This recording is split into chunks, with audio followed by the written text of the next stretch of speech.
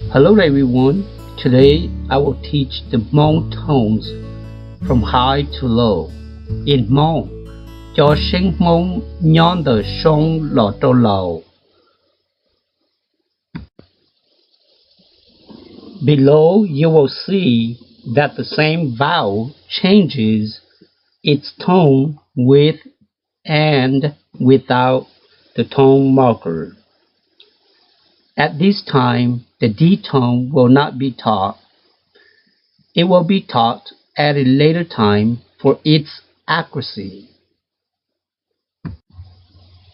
Ah, ah, ah, ah, ah, ah, ah. A, a, a, a, a, a, a. E, E, E, E, E, E, E.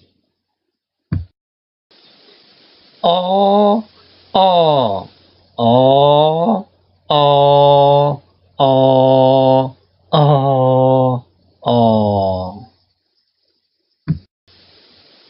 U, U, U, U, U, U, U. U, U, U, U, U, U, U.